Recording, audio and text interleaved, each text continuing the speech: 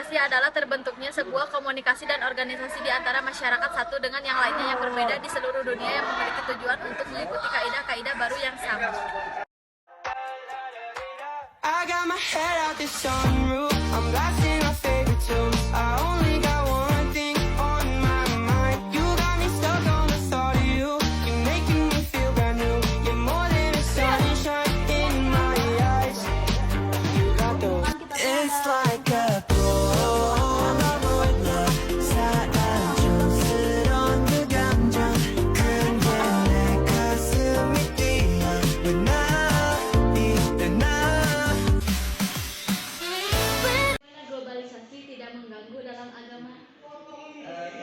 kita harus memilih dan memilah apa yang baik dan tidak baik yang berhubungan dengan agama. Jadi ketika kita di era globalisasi pasti akan random ya.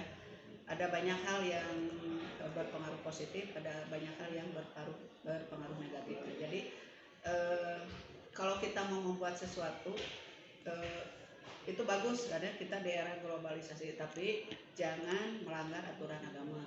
Menghadapi kehidupan globalisasi saat ini. Karena agama menjadi tuntunan untuk semua manusia di dunia. Karena dalam kehidupan setiap orang pasti butuh agama, itu nomor satu.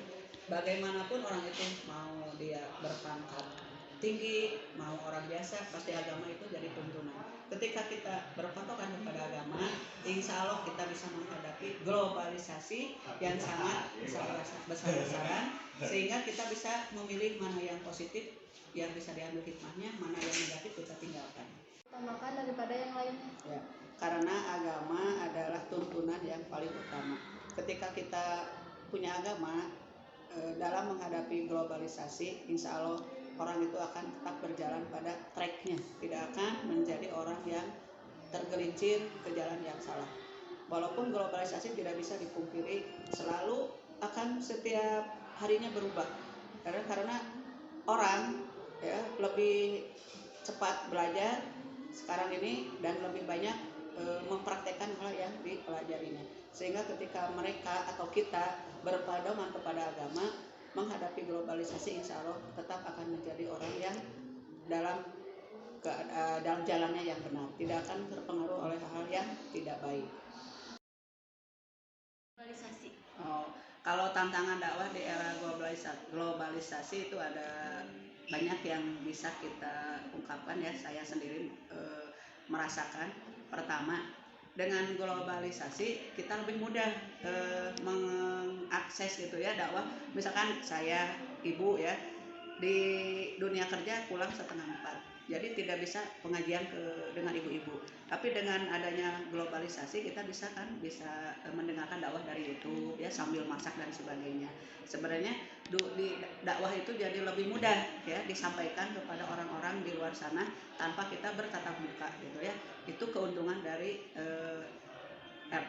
globalisasi. Tetapi ada kejelekannya ketika kita orang yang menerima dakwah itu, yang di YouTube itu dakwahnya misalkan mengajak bukan dakwah ya, kalau mengajak yang tidak baik gitu ya, kan ada yang dakwah itu santun gitu ya, ada yang dakwahnya berapi-api mengajak hal yang tidak baik. Nah, ketika orang yang menerimanya itu tidak menyaring, maka dia akan terbawa ke jalan yang salah. Misalkan ketika kenapa ada orang dibunuh diri ya,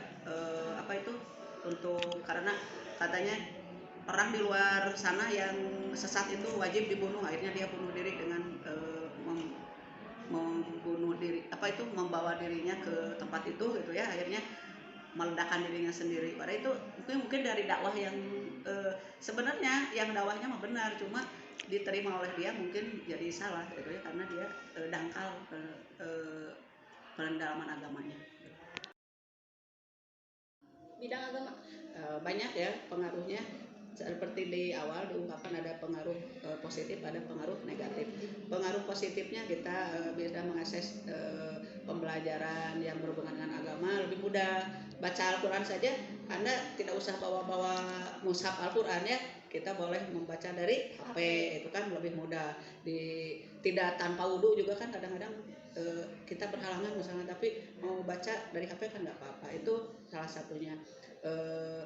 Dari banyak hal dakwah ya, selain membaca Al-Quran, dakwah lebih mudah diterima, digampang waktunya ya, kapan saja Anda bisa malam-malam dan sebagainya.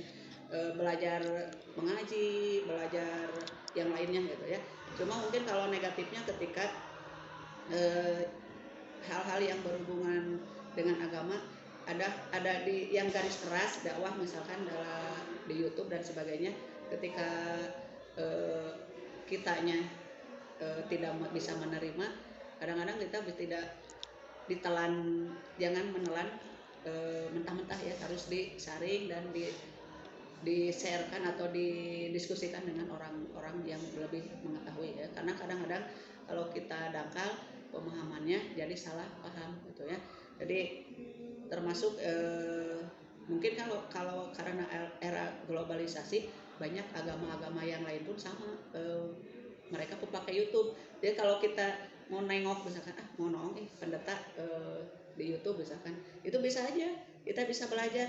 Cuman ketika kitanya dangkal ya, dengan di Kristen mah tidak ada ya, orang kita berbuat salah bisa dihapus dengan pengakuan gitu ya. Nah kita dangkal bisa-bisa terbawa ke hal yang tidak baik gitu ya. Jadi pengaruhnya mungkin ya ada dua ya dalam kehidupan, bisa positif bisa negatif. Nah tinggal kita jadilah orang yang bijak dalam memahami era globalisasi ini dalam bidang agama. Sekian dari kelompok kami. Wassalamualaikum warahmatullahi wabarakatuh.